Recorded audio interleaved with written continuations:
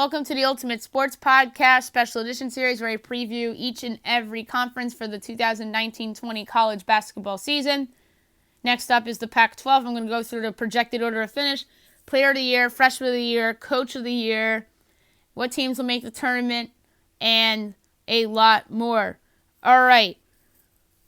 In first place, I have the Oregon Ducks, who won the conference auto bid last year, 25-13 last year, 10-8 in conference by Dana Altman already in year number 10.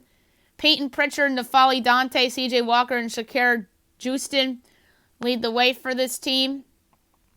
Number 2, I have the Arizona Wildcats, who had a disappointing season last year, going 17-15, 8-10 in conference play. Sean Miller is back. He is in year number 11. Nico Mannion, Josh Green, Max Hazard, Chase Jeter are your notable players for this team. I think this team will have a much better season than last year. Washington Huskies I have at number 3. They made the tournament last year, regular season champs last year.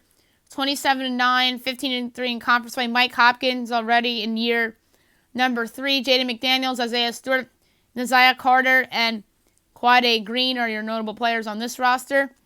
In fourth place, I have the Arizona State Sun Devils. Bobby Hurley already in year number 5. This team made the tournament last year, made the first round, and moved past them. And they eventually lost to Buffalo. 23-11 and 12-6 in conference play a year ago. Remy Martin, Tayshaun Cherry, Romello White, and Kamani Lawrence are your notable players from this team. In fifth place, I have the Colorado Buffaloes. Made the NIT a year ago. 23-13 last year, 10-8 in conference by Tad Boyle already in year number 10. Notable players, McKinley Wright IV and Tyler Bray. In sixth place, I have the UCLA Bruins. 17-16 last year, 9-9 in conference play. Steve Volford got fired in the middle of the year. Murray Bartow took over as the intern. And then it was Corey Bennett that took over for Bartow. And now their new coach is Mick Cronin, who comes over from Cincinnati. And I think that this team could be a surprise this year in this conference. I really do. Because Cronin can just flat out coach. In seventh, I have the USC Trojans. 16-17 last year, 8-10 in conference play. Andy Enfield in year number 7. Notable players, Oneka Okongwu, Nick Rajovic, Jonah Matthews, and Isaiah Mobley. In eighth place, I have the Oregon State Beavers. Last year, they went 18-13, 10-8 in conference play. Wayne Tinkle in year number 6. Notable players coming back, Trace Tinkle, Ethan Thompson, and Kyler Kelly. Number 9, I have the Utah Utes. 17-14. Last year, 11-7 in Pac-12 play. Larry Christokak in year number 9 already. Notable player coming back, Timmy Allen. In 10th place, I have the California Golden Bears. A disastrous 8-23 last year. 3-15 in conference play. Viking Jones was fired after 2 seasons. And now Cal has a new coach in town. They went out and hired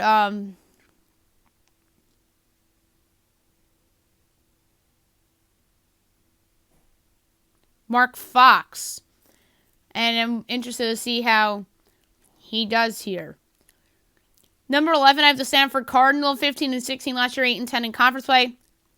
Gerard Haas in year number 4 on the job.